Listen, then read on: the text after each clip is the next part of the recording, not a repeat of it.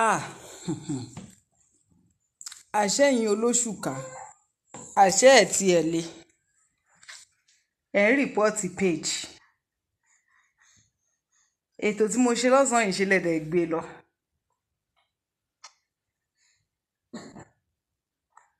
Mo tún try láti upload ẹ̀, mo tún try láti get ẹ̀ back láti retrieve ẹ̀ sórí Facebook orí YouTube. Ẹ̀dùn so nǹkan tẹ̀yìn ń ṣe ẹ̀ fẹ́ kẹ́lòmíì ṣe fún yín. Nǹkan tẹ́ ṣe ẹ̀ fẹ́ gba irú ẹ̀ padà. Kí ló dé? Kí ló dé tẹ́ ń ṣe nǹkan tẹ́ ẹ̀ lè gbà tẹ́ ń ṣe fún yàn? Kí ló dé? Ìwà jàgídíjàgan yín ẹ tún gbé sórí Facebook. Ètò tí mo ṣe lọ́sàn-án yìí kì í ṣèmi ni mo delete, àwọn èèyàn ń pè mí pé àwọn ò rí ètò yẹn wò. Wọ́n rìpọ́ọ̀tì péjì ni o. Àwọn olóṣùká ó sú wọn ó sú mi o. So ara yín ń gbóná báyìí. So ara yín ò gba nǹkan tẹ́ ń ṣe fún ilẹ̀ káàárọ̀ òjìrè. Àwọn bàbá wa try gidi gan o. Àwọn bàbá wa ní sùúrù o. Àwọn bàbá wa ní adùn bárìn má tòṣì o. Àwọn bàbá wa in fact wọ́n ní sùúrù fún yín gidi gan ní ilẹ̀ káàárọ̀ òjìrè. Kò yẹ kí Islam àbí ẹni ẹ̀sìn kankan kó survive lórí ilẹ̀ wa. Even tẹ́ bá wo gbogbo ilé ayé yìí pátá, ilẹ̀ Yorùbá ni wọ́n ti fi ẹ̀sìn dà wá rú jù. Àwa la gba Christian, àwa la gba Islam, àwa la gba gbogbo àmúlùmálà ilé ayé yìí láàrin ara wa.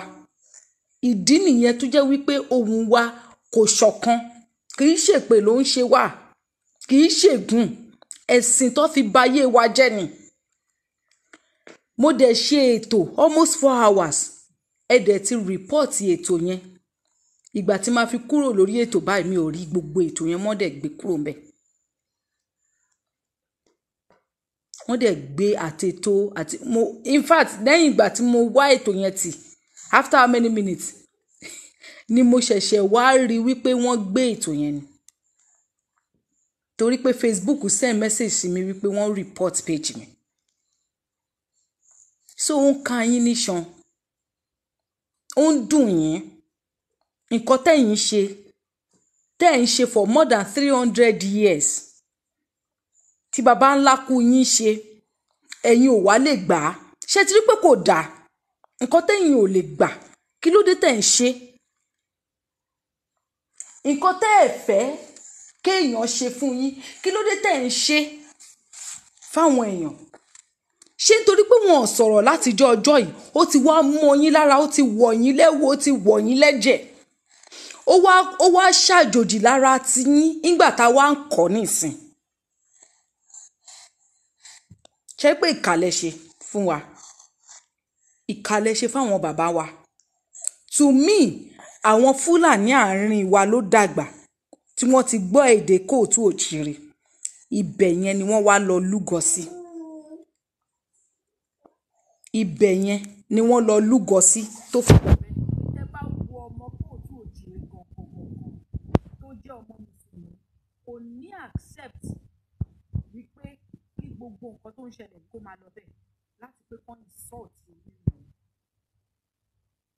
Ó dùn yín ó já yín lára jẹ. Ìwèrè kan wà lórí péjì kiri tó ń kọ̀mẹ́ǹtì àtòrí péjì Talọ́lọ́run àtòrí péjì Ìyáṣẹ́kẹ́ Okùn àtòrí péjì everybody tó ń sọ̀rọ̀ nípa ìṣẹ̀ṣe.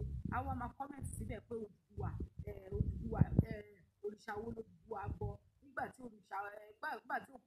Odùduwà kúkú ìyà. Tí wọ́n nípa Odùduwà nípa ìyà ni Odùduwà ṣẹ̀ wá mọ̀ wípé báwo ló ṣe kọ́ ló nígbà tí wọ́n pa Odùduwà nípa ìyà la ṣẹ̀ṣẹ̀ wá sọ di òrìṣà táwa mọ̀. Nínú history wa kò sí wípé Odùduwà kúkú ìyà. Àwọn òrìṣà wa wọn ò kú. Wọ́n máa ń padà lọ sílé Olódùmarè ni. Bọ́n ṣe kọ́ nìyẹn. At least nínú gbogbo history tí mo ti gbọ́ so far àti Quran àti Bible àti Ifá o. Ifá nìkan ni òpùrọ́. Ìṣẹ̀ṣe wa nìkan ni wọ́n fi ṣèpè fún wa. Ni wọ́n sọ gbogbo bó ṣe lọ fún wa. wọn ò fi sínú history wa wípé wọ́n kú, wọ́n padà sílé Olódùmarè. Ṣùgbọ́n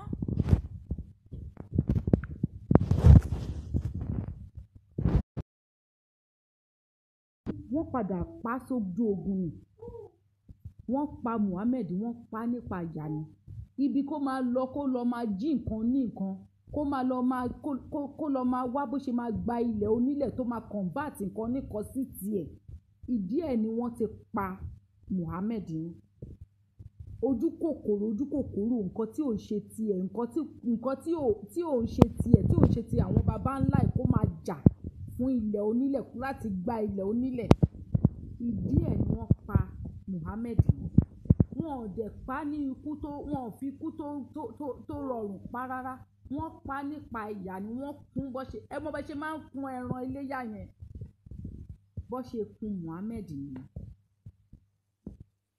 So Odùduwà, ẹ fún mi ní evidence to prove, because bẹ́ẹ̀ ṣe wà yìí ó ti wà nínú Kùránì, inú Kùránì yìí náà ló ti sọ fún wa wípé ojú ogun ni Muhammed kú sí. Wọ́n lé ọkàn Muhammed ò kì í balẹ̀. Wọ́n máa gbogbo bíkíbi tó bá lọ, history Fúlàní ló ní. Gbogbo bíkíbi tó bá wà báyìí wọ́n máa lé ní. Wọ́n lé, ẹsẹ̀ ò balẹ̀. Ìgbà tó ń lé kúrò ní Mọ́kà ló sáré, ó sá jọ̀nàjọ̀nà, ó sá lọ sí Mọ̀dínà. Àbí ẹ̀kọ́ síbẹ̀. Nígbà tí wọ́n rí wípé eléyìí olórí burúkú ọmọ ni ó máa ba ilé jẹ́ o, ìdí nìyẹn tí wọ́n fi bẹ̀rẹ̀ sí ní lé Muhammed. Wọ́n lè pa ni, wọ́n dẹ̀ pa nípa òfò ni. Ìpa tí wọ́n fi ń ẹranko gan wọn lè pa bẹ́ẹ̀. Ìgbà tí wọ́n máa pa Muhammed, ṣebí tí Fúlàní bá máa pa àyàn, wọ́n máa ké bisimilahi sí kan tó dúnbú ọ̀run yẹn nìyẹn. Tó bá máa pa ẹranko lénìí, tó bá máa pa àgbò lénìí náà, wọ́n máa ké bisimilahi sí kó tó di pé wọ́n dúnbú àgbò yẹn. Ṣùgbọ́n nígbà tí wọ́n máa pa Muhammed fúnra rẹ̀, wọ́n ò ké bisimilahi sí o. Wọ́n ò sọ fún Allah pé wọ́n fẹ́ pa, wọ́n pa nípa àyà ni, ìpa ẹranko ni. Torí pé òun náà ti pa a lot of people lórí wípé ó fẹ́ gba ilẹ̀ wọn, nǹkan tó ń ṣe tiẹ̀, ó fẹ́ convert ẹ̀ sí títí ẹ̀. Ìyẹn náà ni gbogbo yín ṣe lénìí. Ẹ wá fẹ́ dógun lẹ̀ ní ilẹ̀ Kóòtù Òjìrè. Ẹ fẹ́ kó ooru máa mú àwa Tani ilẹ̀, irọ́ rẹ̀ pa. Èké lẹ fi ṣe. Àwa la máa lé yín, la máa borí yín lórí ilẹ̀ wa. Tó ti yé yín. Kẹ́ rìpọ́ọ̀tì péjì mi, kẹ́ rìpọ́ọ̀tì ẹ̀ jù bẹ́ẹ̀ lọ. Mo ń try láti retrieve fídíò yẹn o. Almost 4 hours video. Wọ́n dẹ̀ report. Mo dẹ̀ ṣe fídíò tán, fídíò dẹ̀ ní kí n máa wo òun. Wọ́n dẹ̀ bẹ̀rẹ̀ sí ní pè mí pé báyìí kí ló dé tí mo ṣe delete fídíò. Mi ò delete fídíò ẹ̀yìn yẹn. Wọ́n report ẹ̀yìn. Ooru mú àwọn olóṣùpá wọn understand. Orí ìṣẹ̀ṣe làgbà péjì yìí náà wọ́n ti report ẹ̀ so many times. Olóṣùpá kan ni mò ń wò ní ojókòó. Kẹ́ report péjì yìí jù bẹ́ẹ̀ lọ. Ìṣẹ̀ṣe ń gbáyé lọ, ọ̀gbẹ̀rì dẹ̀ mọ̀ ìdí nǹkan tó ń ṣe ọ̀gbẹ̀rì yẹn máa ju lọ́ọ̀bà láì. Wọ́n ti lọ pé àwọn wá wọ́n máa report rẹ̀. Àwọn olóṣùpá sọ ni. Ẹni òfò, ẹni àbùkù, ẹni ẹ̀tẹ́. Kí ló dé tó jẹ́ wípé ẹ ń jẹun ẹlẹ́dẹ̀ yùngbàyùngbà, àti fún àwọn tó ní ilẹ̀ ní respect tó di problem fún yín. Orí ilẹ̀ yẹn náà lẹ́ ń forí yín dólẹ̀ sí, tẹ́ fi ń sọ pé ẹ̀ ń ṣe àdúrà sí Mọ́kà yín. Orí ilẹ̀ yẹn tí wọ́n fi ẹbọ, tí wọ́n fi pẹ̀lú ẹ̀, tí wọ́n fi ẹbọ, tí wọ́n fi gbàálẹ̀ fún wa, tí wọ́n dáfá kó tó di pé wọ́n tẹ̀ dó. Ó nífá tó tẹ ìlú kọ̀ọ̀kan dó. Kí ló dé? Ó pọ́n mọ́ yín jù, ó ti lé mọ́ yín jù. Kí ló dé? Ẹ̀yin nìkan lẹ wà ní gbogbo àgbáńlá ayé ni. Tẹ́ bá dé Amẹ́ríkà náà bẹ́ ṣe máa bọ́ǹbù kiri nìyẹn. Tẹ́ bá dé London náà bọ́ǹbù ni wọ́n fi dá yín mọ̀. Bí kẹ́ ṣe ìdìpáǹlé, kẹ́ bá yé èèyàn jẹ́, kẹ́ pa àwọn èèyàn lọ, kẹ́ pọ́ mọ́ kókó, kẹ́ bọ́ǹbù gbogbo lẹ̀, kẹ́ bà nǹkan jẹ́, kí gbogbo nǹkan olúkúmuṣu ibikíbi tó bá ti gbúròó yín báyìí kí kẹ́kún sàn bẹ̀ ni. Bí ẹkún, bí ẹ̀jẹ̀, bí ọ̀fọ̀, òun ló máa ń ṣe yín, òun ló ń tẹ̀lé yín kiri. Kí ló dé? Àfiṣe ni fún yín ni. Àfiṣe ni fún yín. jẹ́jẹ́ wa la jókòó jẹ́jẹ́ báyìí òun ló níṣẹ̀ṣe jókòó ajá ni Bello tọ̀nà wọ́rọ̀ adẹ̀fún lésì tó tọ́ nítorí pé ẹ ti lérò pé bó ṣe sọ̀rọ̀ yẹn a máa dákẹ́ àbí àwọn bàbá wa gan gbà tá a padà sínú ìṣẹ̀ṣe yìí àwọn bàbá wa gan bá ṣẹ̀ṣe tí ò tẹ́ wa lọ́rùn à ń sọ fún wọn pa láìkí ẹ̀ gbogbo ẹ̀ náà ló yọ ọ́ lẹ̀ fún wọn yìí so àṣùnṣe dẹ̀ ń wà lórí ẹ̀ ó dẹ̀ ṣì ń lọ lórí ẹ̀ so ẹ wá ní ká já ni Bello wá sọ̀rọ̀ sáwọn bàbá wa ká máa dá sí i àìlèjà ni tá bàbá mi ò dé yìí àìlèjà òun ni tá bàbá mi ò dé yìí ẹ rò pé àwa ọmọ ọ̀sìn ajẹ́ ọmọ lọ́lé lọ gbèsè wa ni a kì í ṣe ọmọ lọ́lé lọ gbèsè wa òun sọ báyìí òun rìsíìvù èsì ẹni tájá ni Bello bá tó gbangba sùn lọ́yẹ́ àtìgbà tá ti ń fún lésì ìgbà tó ti bú àwọn bàbá wa kí ló dé tí ò ṣe wá fún àwa lésì kí ló dé tó yẹ pé èèyàn ọmọ lẹ̀ ń sínwín kiri tẹ́ ń pariwo bí ajá kiri tó ń dùn yín kiri tẹ́ wá ń gbé ìtàn burúkú kiri balẹ̀ wípé wọ́n pa Odùduwà ni ta ló pa Odùduwà ta ló Odùduwà lọ bájà ogun mélòó ni kí ló ti ń porúkọ ẹ̀ jà Muhammed jà nílé ayé ẹ̀ ogun mélòó nínú gbogbo ogun tí Muhammed ti jà sórí ilẹ̀ ẹ̀ ló ti jà ogun yẹn ni mo béèrè lọ́wọ́ yìí ni ní gbogbo ogun tí Muhammed ti jà láyé yìí ṣé orí ilẹ̀ bàbá ẹ̀ àti ìyá ẹ̀ ló ti jà ogun yẹn ni ṣe bí ilẹ̀ onílẹ̀ ló máa lọ ń kógun jà wọ́n ló máa lọ kógun bá wọn bẹ̀ pé àníṣe tipátipá ti kúkú tẹ́ ẹ̀ bá ti gba Islam ó máa gbà lẹ́yìn ni ṣebí ìwà ẹ̀ náà ló wà nù yín lẹ́nu èèyàn mélòó ni Odùduwà ti lọ bá mọ́lé tó ti yọ̀dà tí wọ́n pé òun máa pa wọ́n dànù ni tí wọ́n bá sọ̀mìtì fún Ifá àbí tí wọ́n sọ̀mìtì fóun ẹ wá ń béèrè wípé ẹjọ́ k'Odùduwà tó wá sí ilẹ̀ káàárọ̀ òjìrè kó tó rọ̀ wá láti ilé Olódùmarè tẹ́ ń sọ wípé Mẹ́kà ni Odùduwà ti wá kó tó rọ̀ wá sí ilẹ̀ káàárọ̀ òjìrè làwọn àgbààgbà àwọn tó bá ń bẹ̀ àwọn onílẹ̀ tó bá ń bẹ̀ ti dá ifá wọn ti mọ̀ wípé ẹnìkan máa tẹ̀ wọ́n ràn tó ń jẹ́ Odùduwà ẹ wá sọ pé lámúrúdù nílẹ̀ káàárọ̀ òjìrè kò sí nǹkan kan tó ń jẹ́ lámúrúdù irọ́ lẹ fi pa èké lẹ fi ṣe gbogbo wa wá ń sọ̀rọ̀ jáde àwọn tó wá mọ fact tó jẹ́ babaláwo àwọn yẹn demonize wọn ẹ jẹ́ kán mọ̀ wípé babaláwo ò dá any small thing tó bá ń jẹ́ babaláwo báyìí tá bá ti gbọ́ babaláwo báyìí evil ni ẹ̀yin kẹ̀dẹ̀rẹ́ ni evil ẹ̀yin ni evil ẹni ní ẹni àìjírí ẹni àìjíkò rádaràda èèyàn ẹni tó yẹ pé tó bá rí yín báyìí téèyàn bá jí láàárọ̀ kùtùkùtù tó rí olóṣù kábà ó yẹ kó padà lọ sùn ni torí wípé àgàgà tó bá jẹ́ olóyún tí ò bá wà careful àwọn ọmọ tó bá wà nínú ẹ̀gbọ́n ó máa gba ilẹ̀ onílẹ̀ ó máa nǹkan ní nǹkan ló máa wọ̀ lójú ojú kòkòrò ojú kòkúrò ó lè òun lọmọ yẹn máa yà tí kò bá wà careful mo wá ṣe fídíò fún yín ipe kẹfì Tani Ọlọ́run sílẹ̀ ẹ wá ń sunkún kiri ẹ wá rìpọ́ọ̀tì fídíò yẹn ẹ gbé fídíò yẹn ẹ gbé wálẹ̀ kí lẹ gbé wálẹ̀ fún so ẹ máa dúdú kòkò mọ́ Tani Ọlọ́run kò sẹ́nibọ̀dì tó máa dá yín lóhùn àbí ẹ fẹ́ lọ bá kí gbogbo wa má dá yín lóhùn gbogbo wa la máa ṣìrùbò yín kò sí nǹkan kan tó máa ṣe tí ẹ̀yin náà tó bá ti ń sọ̀rọ̀ mùsùlùmí ẹ máa fi owó tó fún yín ní Mọ́kà owó wèrè tó ti ní kẹ́ wá fi ba ilẹ̀ yín jẹ́ ẹ máa fi owó ẹ máa fi gbáǹdì ẹ máa fi owó support ara yín tí Tani Ọlọ́run bá nídìí owó máa bọ́ sórí péèjì máa fi account number ẹ̀ sí máa dẹ̀ nìkan dáwó fún wọ́n á dẹ̀ dá owó yẹn fún bíi bíbà kò sí nǹkan kan tẹ́ ẹ fi jù wá lọ gbogbo àwa ará diaspora lójú wa ti là àwọn tó wà nílé ni wọ́n sì ń ṣe àwọn tó wà nílé gan most of them ojú wọn gan ti là ṣó ti yé yín some of them ni lẹ́sìn rí kó ní pàǹpá mọ́ra ẹlòmíì tó bá sọ pé bóyá ó sì ń fọ̀rọ̀ sábẹ́ àwọn sọ bóyá nítorí ó sì ń tijú àwọn ẹbí ẹ̀ ní irú àwa yìí tá ti di ó sáńlé yìí tá à tijú anybody ẹni tó bá tijú wa la máa tijú fún ṣó ti ń yé yín ṣó ń yé yín bẹ́ẹ̀ yẹn so anytime tẹ bá sọ pé ẹ fẹ́ dúnkokò mọ́ any one of us gbogbo wa la dúnkokò mọ́ gbogbo wa la máa respond sí yín gbogbo wa la máa respond sí yín ajá ni Bello sọ̀rọ̀ èèyàn kan gbogbo wa dẹ̀ sọ adẹ̀ fún lésì kó lè mọ̀ pé ó pọ̀ nílẹ̀ bí iyẹ̀pẹ̀ ni, kó lè mọ̀ wípé a pọ̀ gidi gan, kó lè mọ̀ wípé ìjà lọ ni wá, a máa bọ́ṣọ lára ẹ̀ tí kò bá wà kí ẹ fún a máa bọ́ ẹ̀mí ẹ̀ mọ́. Tí ó ti ń yé yín, ẹ̀yin gangan lẹ̀ ń jẹ́ kí Ajani Bello máa fi etí gbọ́rọ̀ káàkiri, torí èsì tẹ́ ń fọ̀ lórí social media ló ń jẹ́ kí most people fún yín ní èsì padà. If not, ìgbà tá ti fún Ajani Bello 1 2 3 yẹn, àwa ò kì í ṣaláṣejù bíi tiyín.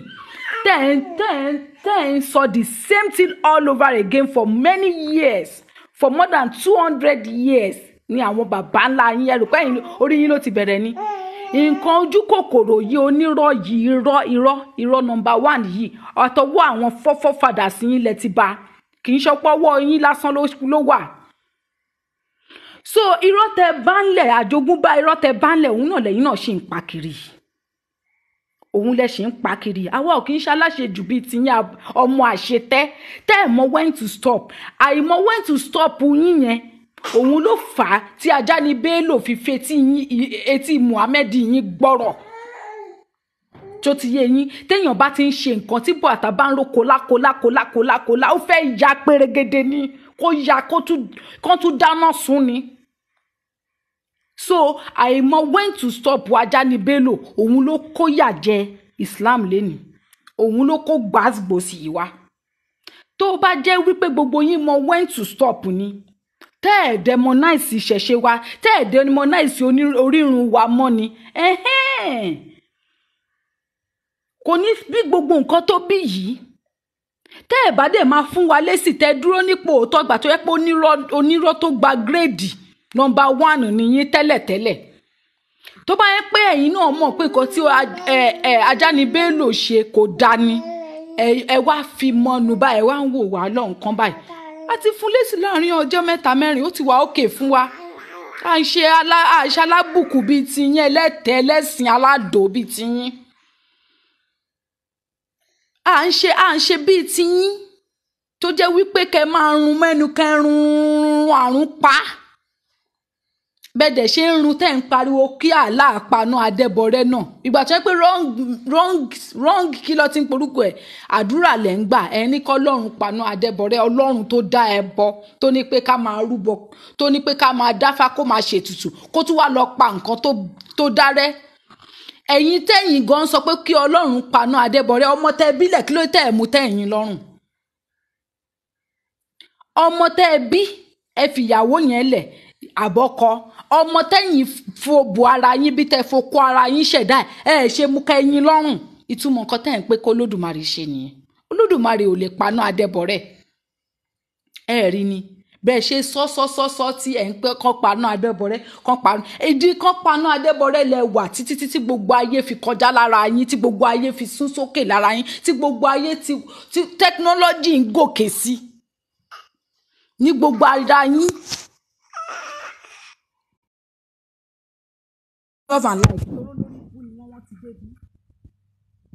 Tí gbogbo ayé fi kọjá lọ lára yín, ẹ wà nídìí kọ́lọ́hún paná Adébọ̀rẹ́. Gbogbo ayé wọ́n ń ṣe kọ̀ǹpútà, wọ́n ń ṣe jẹ́ẹ̀tì, wọ́n ń ṣe homajibu, wọ́n ń ṣe gbá, wọ́n ń ṣàwo. Ẹ rí nǹkan gidi fi lé ayé yín ṣe ju kẹ́ máa wé òṣùká tẹ́ ẹ̀ ru ẹrù sí kiri lọ. Kẹ́ máa dúró lẹ́gbẹ̀ẹ́ kìíní kẹ́ máa sọ pé òkè o, ó yá o, ìwọ náà wá ka kéwú, wá ka tàbátì àdá, ìyẹn ló máa fi gbẹ̀gùn. Kẹ́ máa indoctrinate àwọn ọmọ with very very sour mentality. Ẹ rí wípé kò sí èèyàn kankan tó fẹ́ bá yín ṣe yẹn ní Nàìjíríà yìí. Ibi tó bá ti ń gbọ́ Islam, téèyàn bá gbọ́ Islam tó bá rí wípé òṣùká yín gan ẹ ṣe títí. Ẹ lè gbé òṣùká yín, ẹ lè gbé wọ airport. Ó nójú ìlú tẹ máa gbé òṣùká dé nísìnyí. Wọ́n máa ní bó ṣe dúró yìí tú òṣùká ẹ kó tó wọnú ìlú wọn.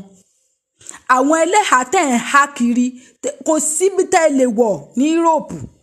Kẹ́ há wọn kán bo gbogbo ẹ̀ látòkèdélẹ̀.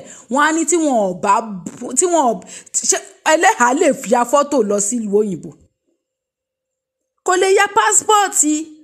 Ṣé yóò wá bojú ni tí ó fi ya pásítọ̀tì? Ibẹ̀ ló yẹ kẹ́ ti mọ̀ pé ti yín ti ta. Ibi tẹ́ ti ń ṣèdọ̀tí àti àbàṣà yín náà lẹ ṣe mọ́. Ẹ lè ṣe lọ sí ìlú òyìnbó láéláé. Ẹlẹ́hàá ò lè travel. báwo lẹ ṣe fẹ́ jẹ́ tẹ́lẹ̀ àbá máa travel ẹ̀ kọ́kọ́ bọ́ gbogbo ẹ̀ ha òṣì tẹ́tí ha sínú gòdò yẹn ẹ̀ kọ́kọ́ bọ́ kúrò lórí ẹ̀ á wá ya fọ́tò ẹ̀ ìyẹn lẹ́sẹ̀ serious pé obìnrin yín fẹ́ travel bó bá ṣe bẹ́ẹ̀ ni tó bá yẹ pé ẹ̀há wà nínú constitution ní gbogbo àgbáyé ni bẹ́ẹ̀ náà ni gbogbo àgbáyé gbádùn ẹ̀sìn tẹ̀ ń ṣe kiri tẹ̀ pé ẹ̀ ń ṣẹ̀sìn yẹn bẹ́ẹ̀ wáyé pé bẹ́ẹ̀ náà ni gbogbo àgbáyé gbádùn ẹ̀ tó ni ó yẹ káwọn ẹlẹ́hà yín kọ́ máa travel ẹ̀yìn tẹ̀ dẹ̀ ń di oṣù ká náà ó yẹ kẹ́ fi máa ṣe passport ó yẹ kẹ́ máa fi ṣe passport photograph tẹ́ bá ti ṣe passport báyìí tán rí wípé di oṣù ká báyìí kán ló yá àwọn ti ṣí bọ́dà lẹ̀ fún yín ẹ máa kẹ́ran wọlé kẹ́ máa kágbò wọlé kẹ́ ṣinṣin ilé yín wọlé kí pò lé yín wọlé but ẹ rí wípé kò sẹ́ni tó fẹ́ bá yín ṣe because they know you are evil. They know you are evil.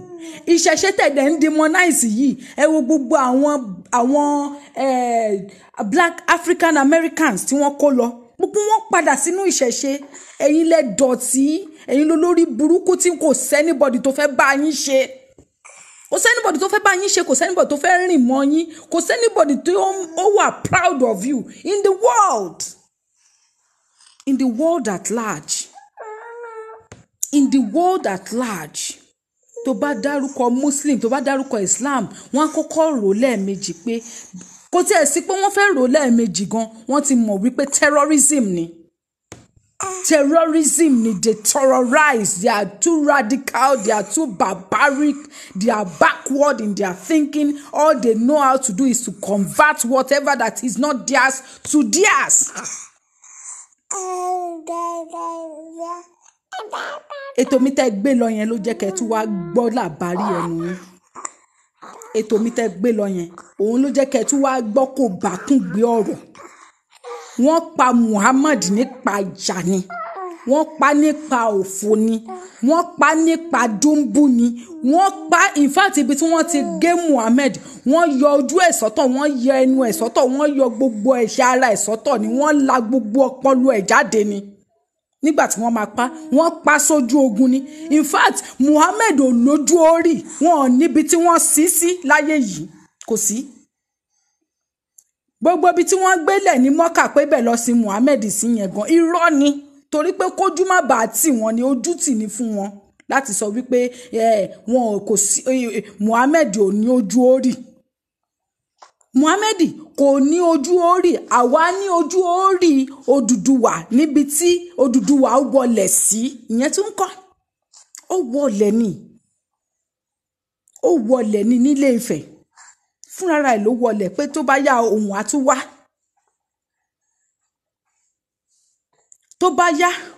òun àtúwá al God la moon God of moon ìdí nìyẹn tó bá ẹ ṣeun jàre bàbá mi Báṣọ̀run tí wọ́n bá ti fẹ́ kírun wọ́n á ní pé kán kọjú síbi tí kinní kan ti ń rise tó bá ti fẹ́ sùn kán kọjú síbi Kàábà àwọn olórí burúkú ẹlẹ́yà asínwó èèyàn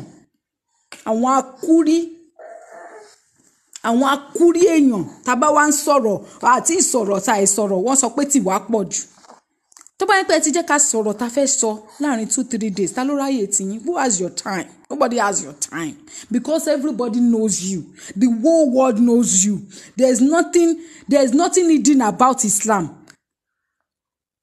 an average person will tell you wípé Islam is just terrorism you know what is kò ń ṣe nǹkan téèyàn lè gbàdúrà fún ọ̀tá èèyàn gan èèyàn ò lè gbàdúrà ẹ̀ fún mo dẹ̀ ti sọ mo tún sọ pé àgbákò téèyàn lè ṣe ní ilé ayé yìí ni pé kéèyàn gba ẹ̀sìn Islam àgbákò orí edé ni àgbákò burúkú ni ìdààmú àdúgbò ìdààmú ìlú ìdààmú gbogbo rẹ́ẹ̀sì ni. That is why in Europe they will never allow Muslims to grow. They never allow you people to have mọ́ṣáláṣí mosque no ní Rome ń bí bóyá gan ni mo rí mọ́ṣáláṣí rí láyé mi ní Rome ń bí mi ò rí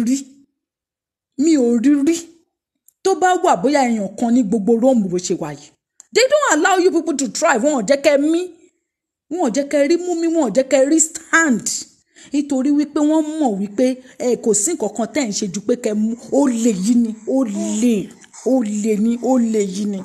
olè yìí ni olójú kòkòrò yìí náà ni nǹkan kẹ́ máa mú sí ti yín òun yìí ni kẹ́ máa mú nǹkan sí ti yín ẹ wá fẹ́ máa yí ìtàn wọn padà. Ta ni ò ṣàì tí mọ̀? Gbogbo wa ti mọ̀, bèbí ti ṣẹ́jú pé babaláwo nìkan ló lè pàtàn ilẹ̀ káàárọ̀ òjíire.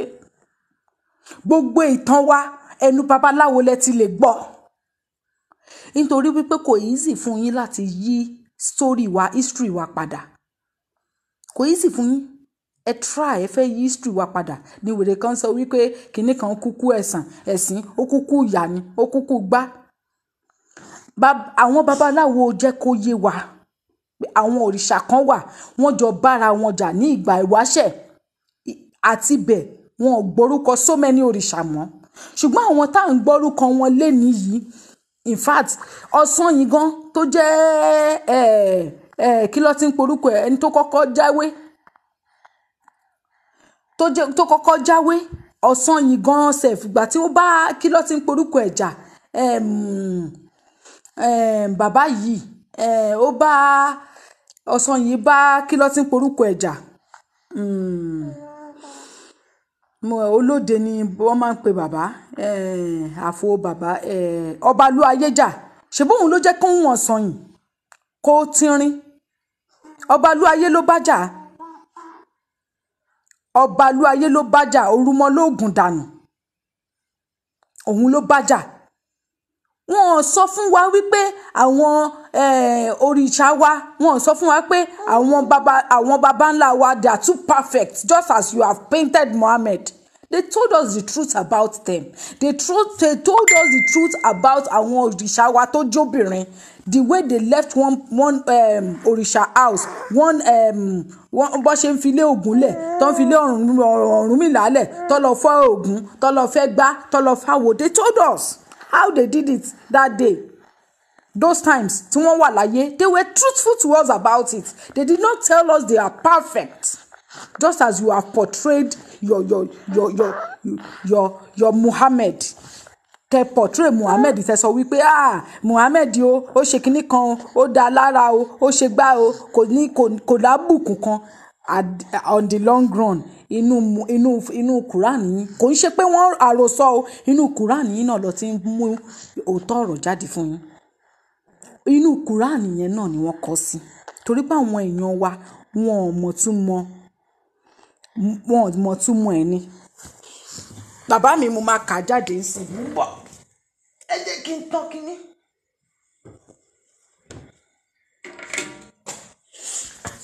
ẹ jẹ́ kí n tán kí n kà jáde torí ẹ ti ń kọ́ ó ti ṣe díẹ̀ ẹ jẹ́ kí n tán kí n kà jáde aṣọ lè gbóná aṣọ ọpọlọ yín lè gbóná pa àṣórí yín lè gbóná. ẹ fẹ́ kí kọ̀ǹpútà yẹn kú àṣórí yín lè gbóná àṣórí yín lè gbóná. wọ́n tiẹ̀ ní pé ó gbà ní 6 years but 9 years ló ṣẹ̀ wá bá ìṣàsùn ìgbìdẹ̀yìn yẹn náà ló tún lọ gba ìyàwó ọmọ ẹ̀ ló tún bá sùn.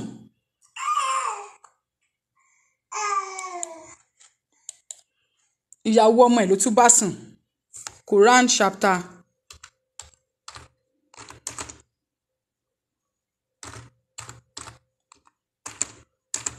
65 verse 4 òun ni ó ti gbé jáde orí yín burú.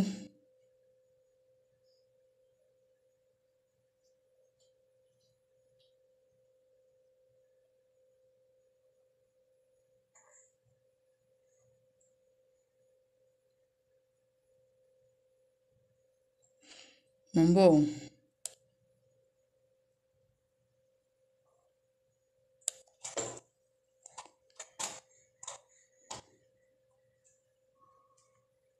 no nǹkan tó kọ́kọ́ nìyẹn ó ní those who no longer expect menstruation among your women if you doubt then their period is 3 months and also for those who have not menstruated and for those who are pregnant their term is until they give birth and whoever fears Allah he will make for him of his matter is.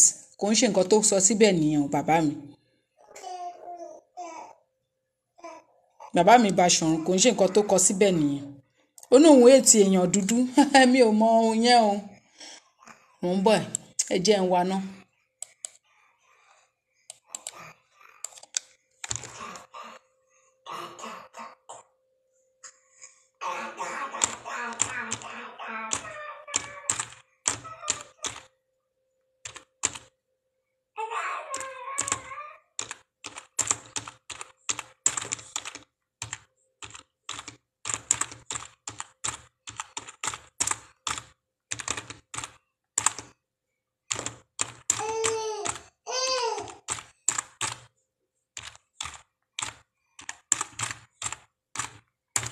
Ẹ̀yin olórí burúkú afọ́fúngbẹ̀mù.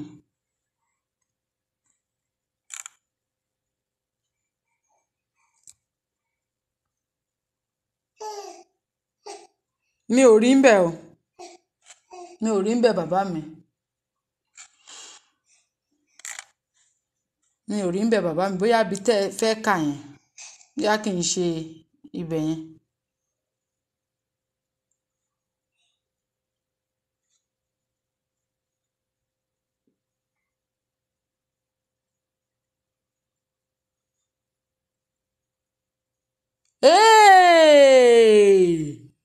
Ó ṣọ́ọ̀kì mi o. Mo rí o. Mo rí o, mo rí o, mo rí o. This is exhortation to kill the Kawaraji àbí Kawarji, the book of Zakat. Èèpà jẹ́ kí n yí sẹ́yìn. Mo ń bọ̀ o. Mo ti rí o. Mo ń bọ̀ o, mo ń bọ̀, mo ń bọ̀ o. Òun rèé o. Òun rèé o, òun rèé o.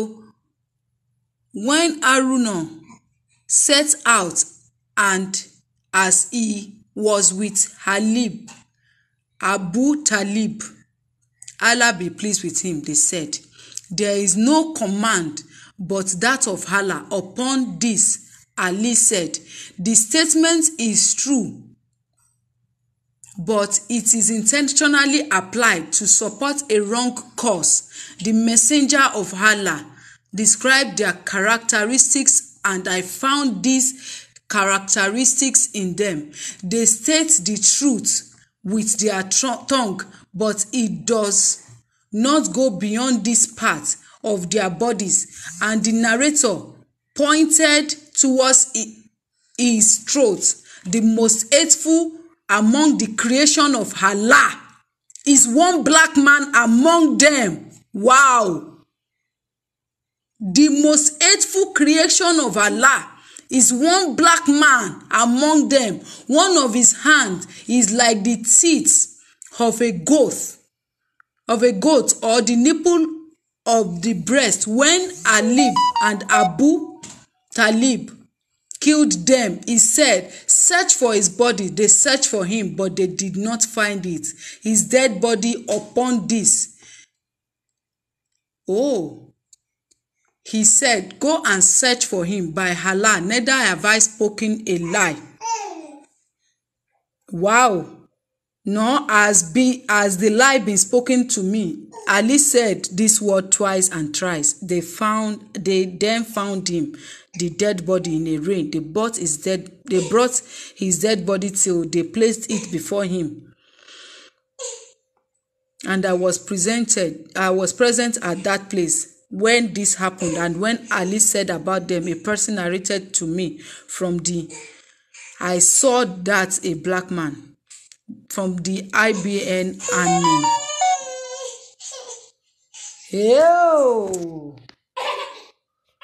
So wọ́n ní kẹ́ lọ pa èèyàn dúdú. Abájọ. Tó bá fẹ́ rákòrá ọ̀lẹ ló ń ṣe ẹ́. Nígbà tí wọ́n náà tóbi, wọ́n bá lè yan tóbi mọ́. Ó ga o. Abájọ, kí ni ká ti wá sọ àwọn èèyàn adúláwọ̀ yìí tó ti wá hate èèyàn wọn báyìí, tí wọ́n ti wá ń preach nǹkan tí ò kì í ṣòun fún wa báyìí. Kí ni ká ti sọ tiwọn? These people are gullible. Muhammad ẹni ìyà ni mo sì ń sọ. Finish man calls Christian prince leaves Islam. Nigerian Finnish man calls Christian prince. The whole family leaves Islam. When did that happen? That was 1 year ago. Okay.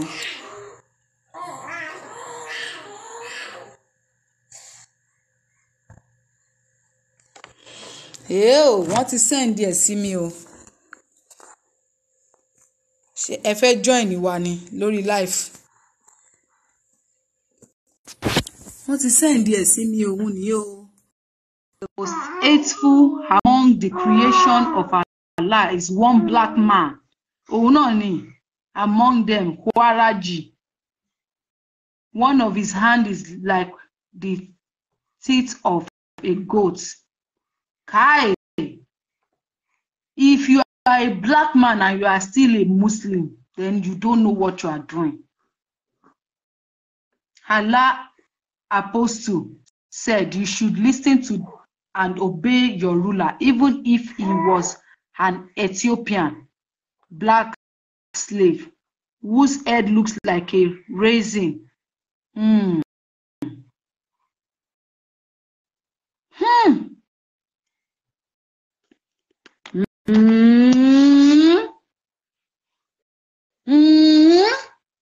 Èyí wà lẹ́ni ò sí nǹkan ìkàmàlẹ́yìn èèyàn yìí o. Ìkà níyìn o.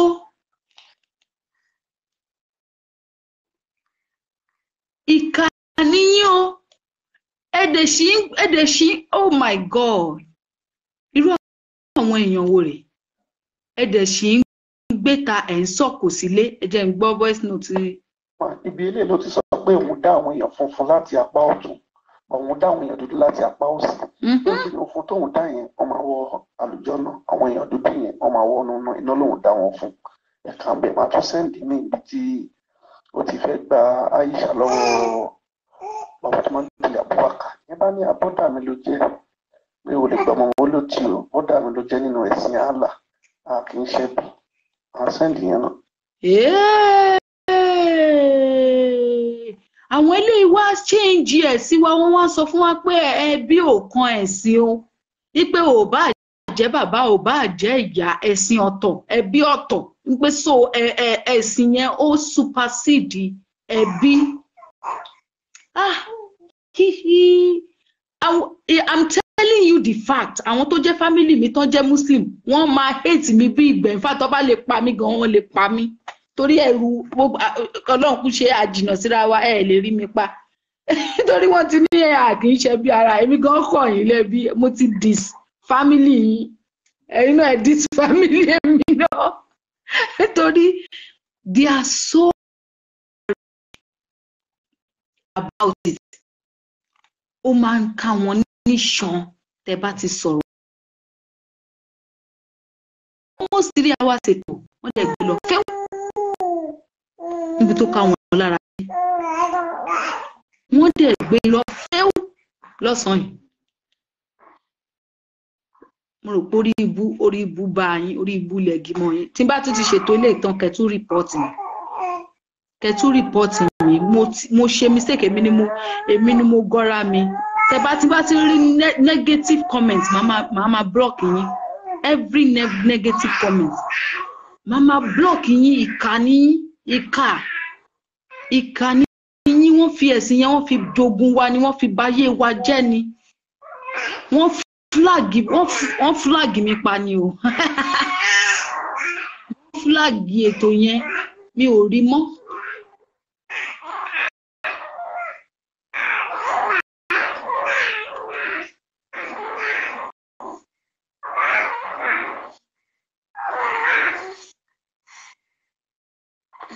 The prophet asked Abu Bakr for Aisha's hand in marriage. Abu Bakr said, "But I am your brother." The prophet said, "You are my brother in Allah's religion and his book, but she is lawful for me to marry." Ew. Shengbo, are you seeing what I'm seeing? Chetiri. Mo ti lọ gbé ọmọ yín. Mi bá máa gbé síbẹ̀. Ẹ jẹ́ máa gbé fóònù lẹ̀. Mo ń bọ̀ o. That the prophet married her when she was 6 years old and consummated his marriage with her when his marriage when she was 9 years old, and she remained with him for 9 years till his death. Ẹ wò, ó bá ọmọ yẹn sùn ní ọmọ ọdún 9. Ó ṣẹ̀ṣẹ̀ lẹ́yìn after ọdún 9 again ló ṣẹ̀ṣẹ̀ wá kú. So ọmọ yẹn pé 18 ló kú. Kí ló dé tí kò ṣe kú before ọmọ yẹn tó pọ̀ sí ọdún 9? Àwọn tó pa yẹn gan ọwọ́ wọn ò yá o. Ó yẹ kán tètè pa nípa àyà ni. Ó wá fi ọmọ yẹn sí kolobo ayé. Ṣẹ́jọ́ yín ni. Muhammed yín olóko dógidógi. Muhammed lè kí oko bọ ihò ilẹ̀. Abájọ most of àwọn àfáà yìí gbogbo wọn gay ni wọ́n. Abájọ tó yẹ pé àwọn àfáà yìí most of them àwọn obìnrin yẹn ló máa lẹ̀dí mọ́, wọ́n máa báyàwó oníyàwó sùn léṣù pé wọ́n lọ́rọ̀ wípé wọ́n fẹ́ máa ṣe ọ̀ǹtún fún wọn. Wọ́n máa bá wọn sùn lọ́fẹ̀ẹ́. Ẹ̀yin náà lè máa convert ìyàwó oníyàwó sí ti yín. Ọwọ́ Muhammed lẹ ti bá.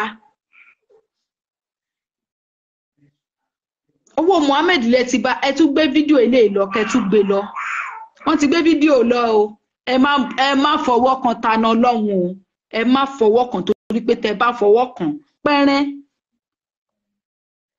Ìjà lọ ṣùrùbò yín rí, a máa ṣùrùbò yín. Tí mo bá gbọ́ pé Tani, okay, ẹ jẹ́ ká tún wá ṣe báyìí. Tí kí ló ti ń porúkọ Ajánibélò tí ò bá fún wa lésì, tí bá gbọ́ pé Tani Ọlọ́run sáré láti bìkan sí bìkan, màá sọ ọ̀rọ̀ tí ó yẹ wípé wọn tí ì sọ sí Ajánibélò rí nílé ayé ẹ̀. Ọmọ 9 years wọ́n ti bá lé ọmọ ẹ̀ jẹ́, ẹ rí wípé ó lè jẹ́ ọmọbìnrin yẹn gan lè má bímọ. Aisha ó lè má bímọ gan. Okay, ẹ jẹ́ ká wà lórí Google kúkú mọ gbogbo ẹ̀. Ilé ayé yín báyìí Google ló wà.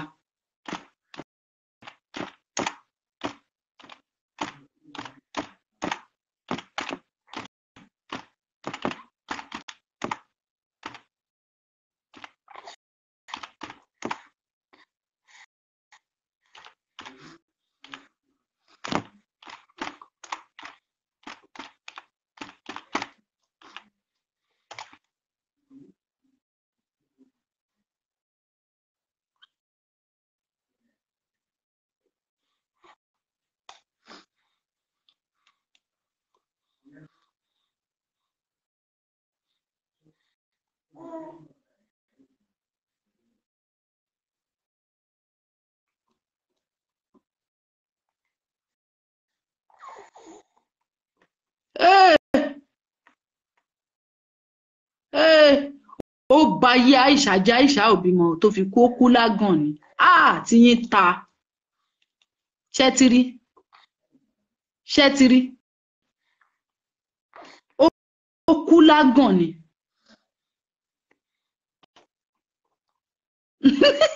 Ìyá mi bàbá Felix.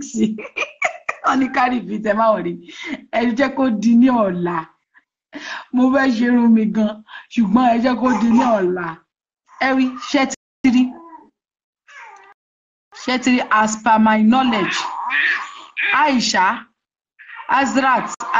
was recorded around age 64 years when died. She was 6 years old when she when her nikah with Prophet Muhammad took place and 9 years old, when the marriage consummated, she lived at about 50 years after the death of Muhammad.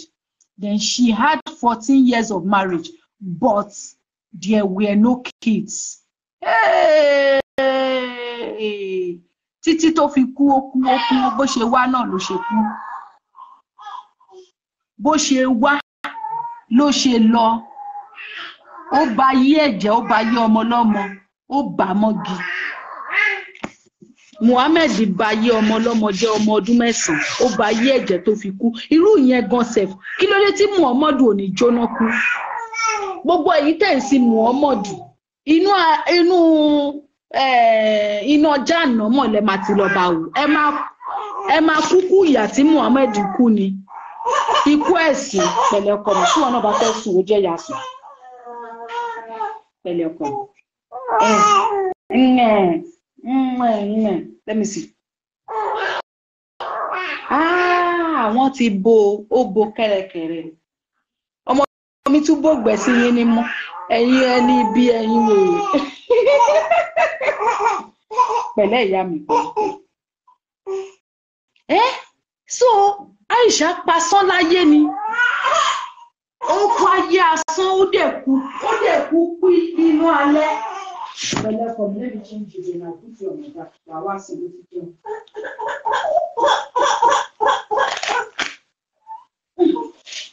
Má bínú fún mi. Nígbà tó yẹ pé ìrọ̀lẹ́ lòun náà máa sún oorun tiẹ̀, a wá sáré jí lálẹ́. Sódà gbogbo wa ò ní sùn mọ́. Pẹ̀lẹ́ ọkọ mi, let me change you.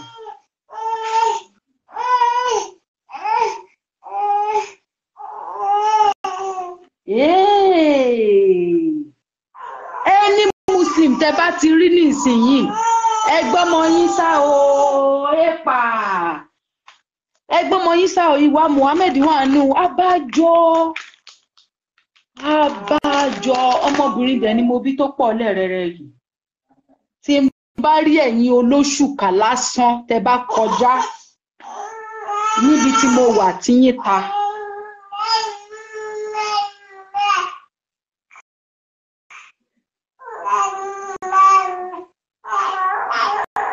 Tẹ́ bá kọjá níbi tí mo wà pẹ́rẹ́. Ó pasán láyé ni, ó lọ lọ́wọ́ òfo ni. Muhammad ti fi okó já ilé ọmọ Aisha. Muhammad olóko dógidógi olóko dógidógi. Muhammad dógidógi olóko dógidógi. Muhammad dógidógi olóko dógidógi. Ó bà ayé Aisha jẹ́ olóko dógidógi. Ó sọ Aisha di ẹni òfo ológidógi. Olóko dógidógi.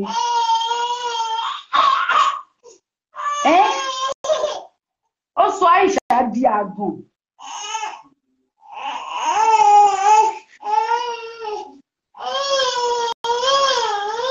Ó sọ Aisha, ó sọ di àgàn.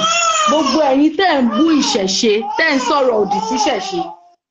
Kọ́mọbìnrin yín wà lọ́mọ ọdún 9 kan tó kó bọ̀ lábẹ́. Kẹ wá Philippine Aisha, justice for Aisha. Tó bá di ní ọ̀la tí n bá máa ṣètò léyìn lórí, justice for Aisha ni. Òun lè orí kọ ètò yẹn. So ẹni ẹ̀sìn, ẹni ẹ̀tẹ́, ẹni àbùkù, ẹni ìkànnì. Abájọ náà. A ṣáà rí wípé àwọn bàbá ńlá wa wọn kì í rèpù ọmọ. Kàdẹ̀ tó rí ká tó lajú ká tó dijú àṣẹ mi Muhammad ló ń gbénú yín. Pẹ̀lẹ́jàre ọkọ mi. Má wọrí. Ó ti ẹni tí mo má wọrí ṣùgbọ́n.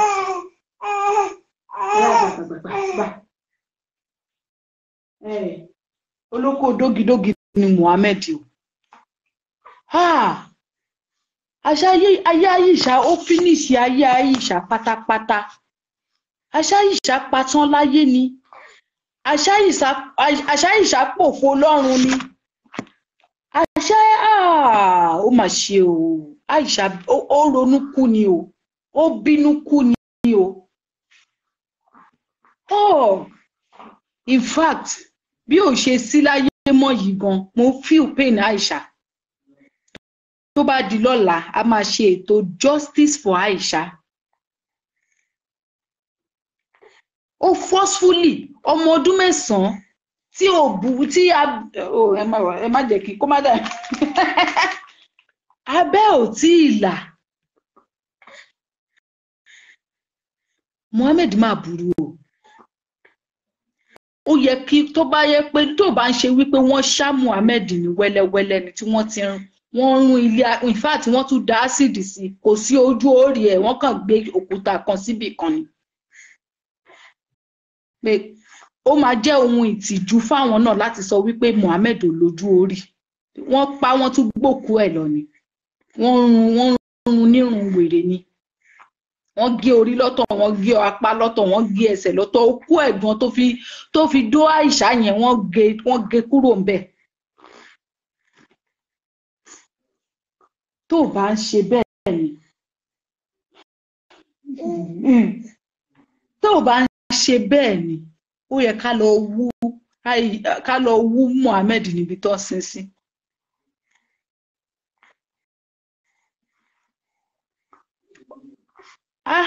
Ó yẹ ká lọ wú. The death of his first wife. Ó victimize the first wife ẹ̀yẹn ni ẹja tún lọ wá yẹn náà tí yín fẹ́ ta lẹ́nu. Mohammed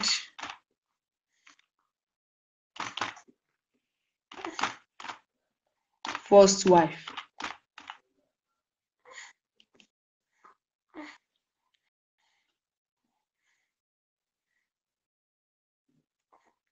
Khadija binti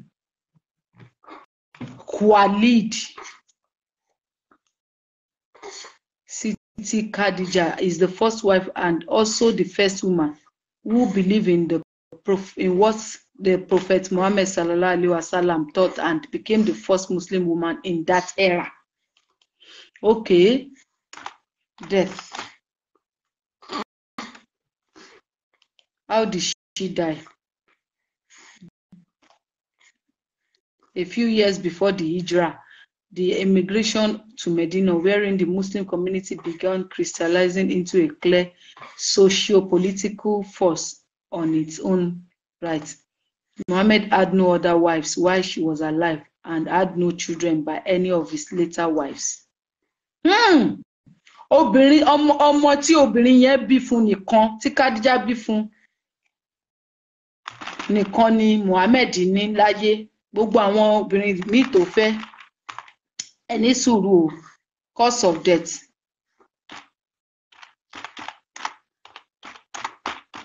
Ẹ̀yin ẹlẹ́fẹ̀ẹ́ tó bẹ̀. According to some accounts, no, that was how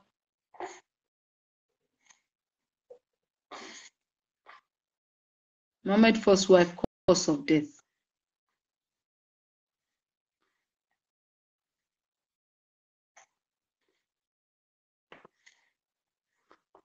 Mbo.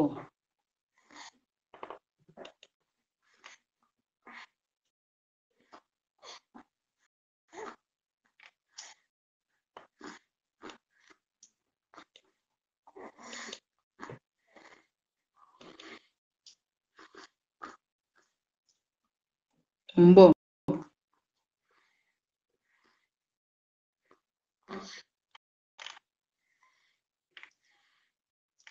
Yes. Èmi náà gbọ́ yẹn náà. He was a sales boy to her. Ó ń bá ta ẹran ni. Abájọ. Fúlàní náà nìyẹn. Bí Fúlàní ṣe ń dẹran kiri nìyẹn. Tiwa ti bá wa o. Àwa ń kírun à ń ṣẹ̀sìn Fúlàní. Fúlàní nìyẹn. Ó mà ṣe o. Ẹ máa gbọ́ o.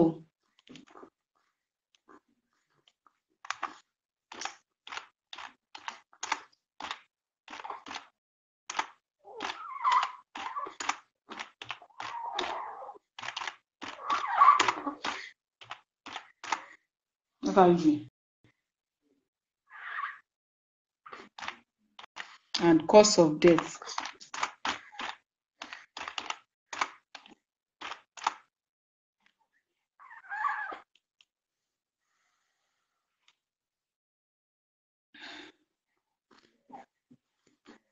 Uncontested, and Muhammad seized the city. Shengbo, Shetiri.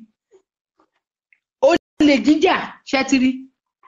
The conquest went largely uncontested, and Muhammad seized the city with little bloodshed in 632, a few months after returning from the farewell pilgrimage. He fell ill and died. Ironi.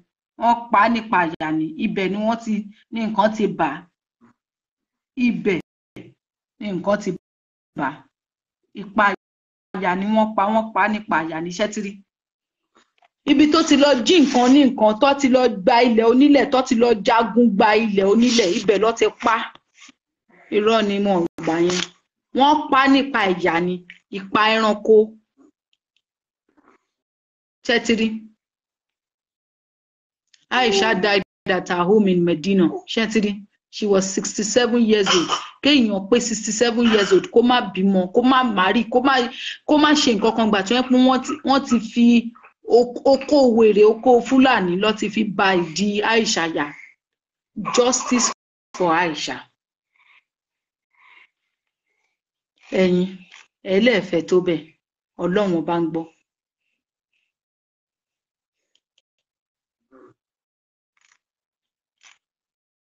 Ṣẹ́tírí.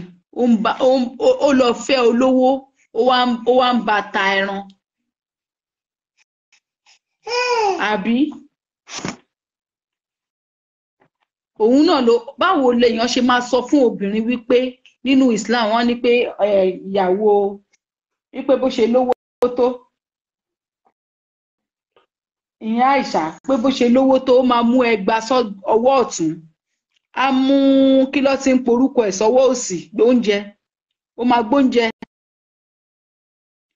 máa gbóúnjẹ sọ́wọ́ ọ̀tún, á gbé ẹgba sọ́wọ́ òsì.